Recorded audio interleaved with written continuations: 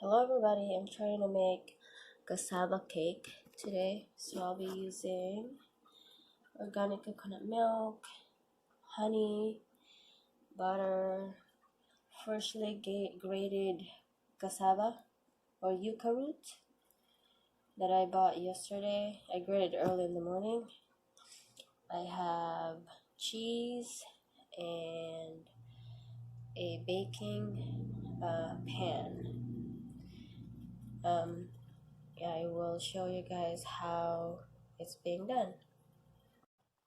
So I'll be mixing all the ingredients. Put the milk in here. So I don't measure. I'll just taste it if it's good at the end.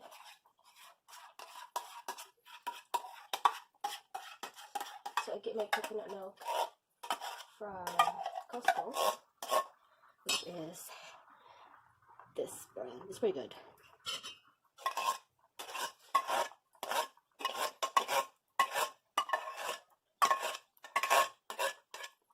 And I'll just mix it together.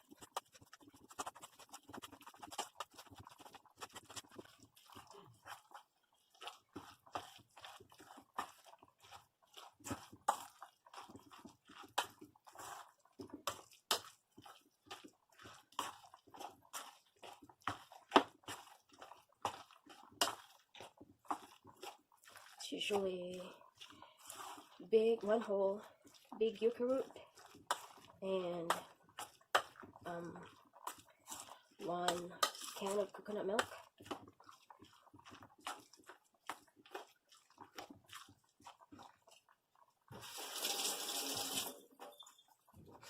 Then I put honey.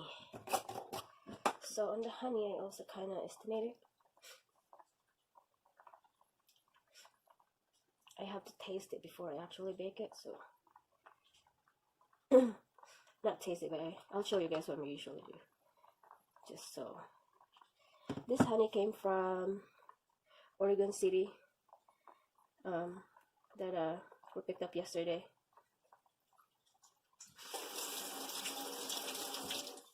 They are wildflower honey, and it's like an hour away from us. And this is our second year picking up honey from them, or buying honey from them.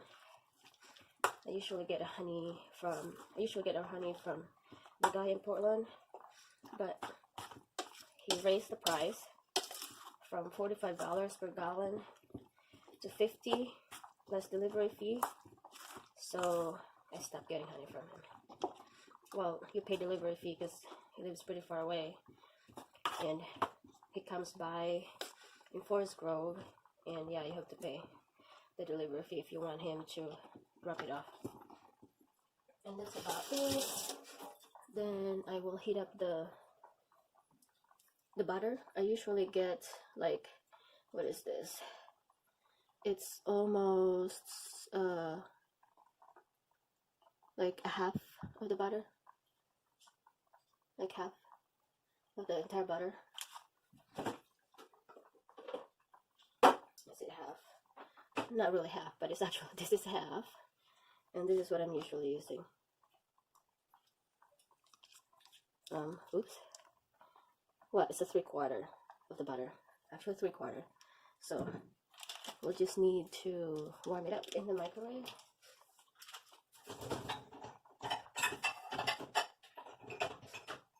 I usually cut it in small pieces first, so it warms up faster.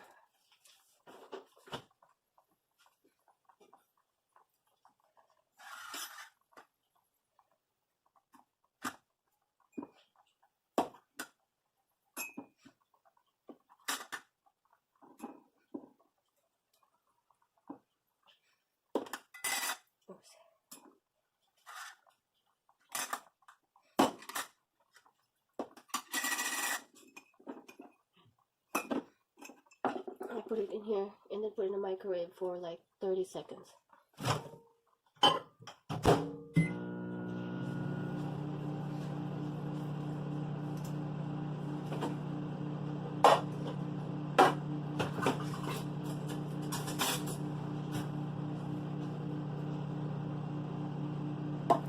by the way, I also have boiled yucca root. That's for my breakfast.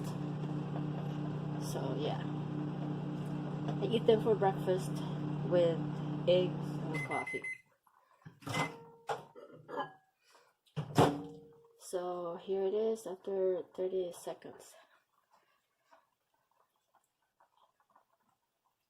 And actually before I pour it into the yucca root batter, I'll use a little bit of butter into my pan and then just squeeze it so it won't stick. Just a little bit.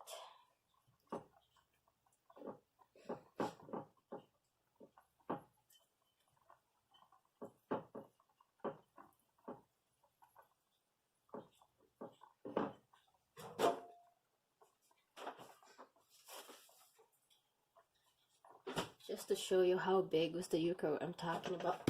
Oops, sorry. Is this big right here.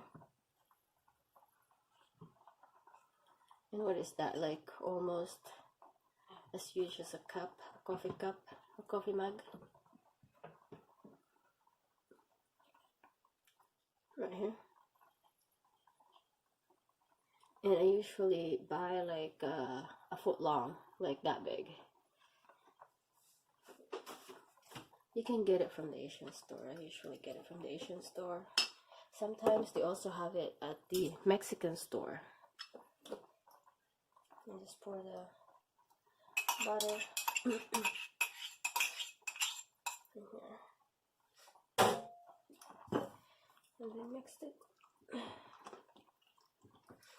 Sorry guys, I have allergies. I've been having allergies since the cherries are blooming. I'm having pollen allergies, I guess.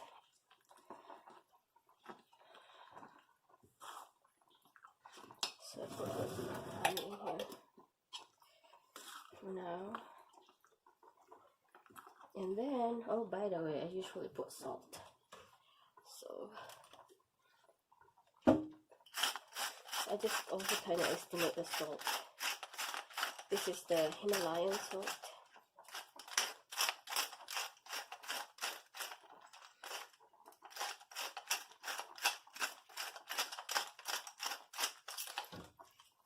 Actually, I have a big one right here. I always use in every time I cook. A big container. Put a little bit of salt. Then I put the cheese in it. I put like probably a cup of cheese.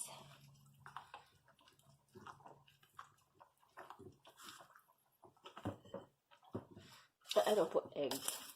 Some people put eggs in it. I don't. You can.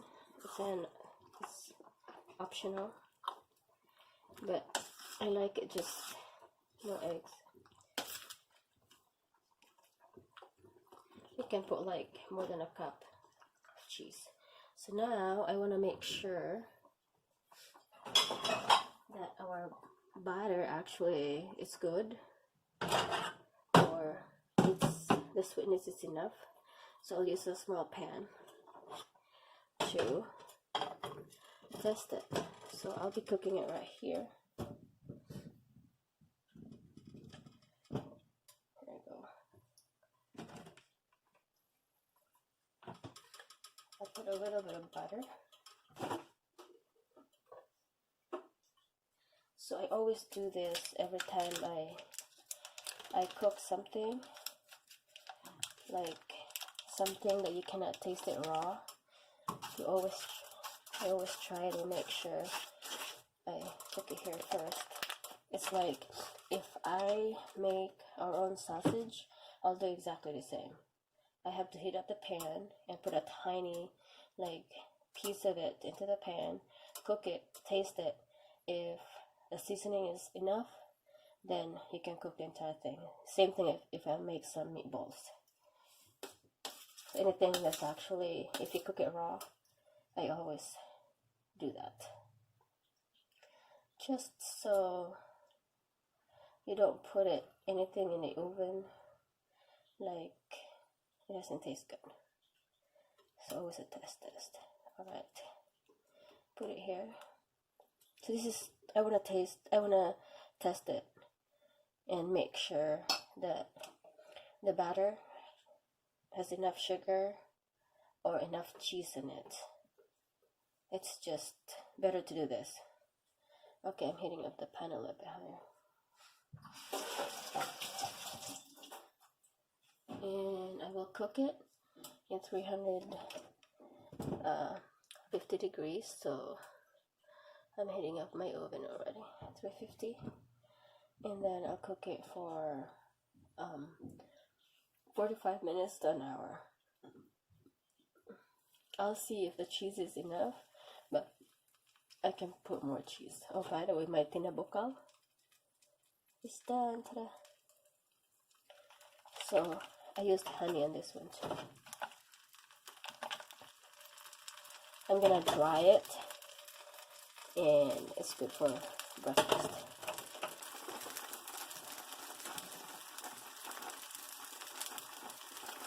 So this time, I think we call it bitsu in the Philippines. But I think bitsu is you fry it. So, but it's also, this is really good for breakfast.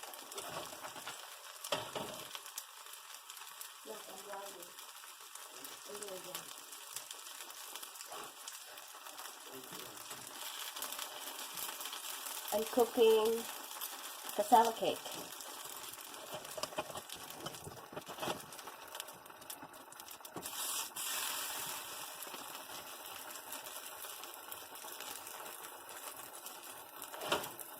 I just want to show you guys my orchids. Yay, they're blooming. It's pretty. I have another one next to the TD that I bought a few weeks ago. I have my cactus. I have my praying plant.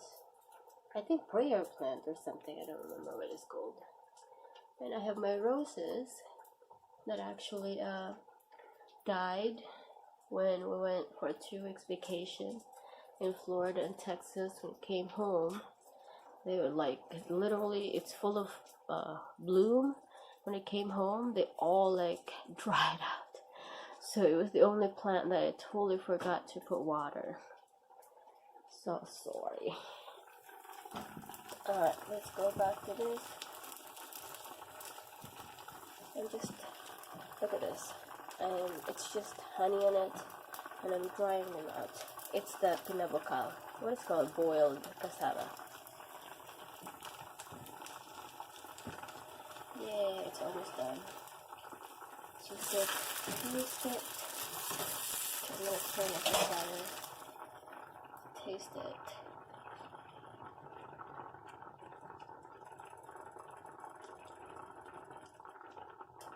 It's pretty cooked. Make sure your cassava is fully cooked before you taste it.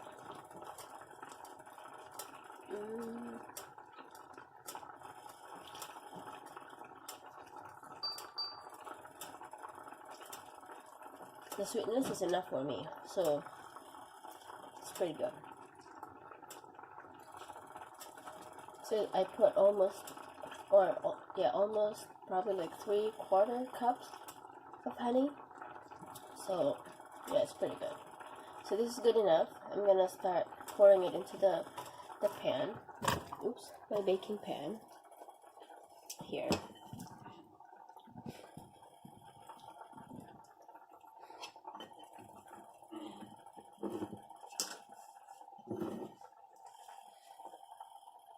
So it looks like I need two of this. This pan. Looks like it won't fit.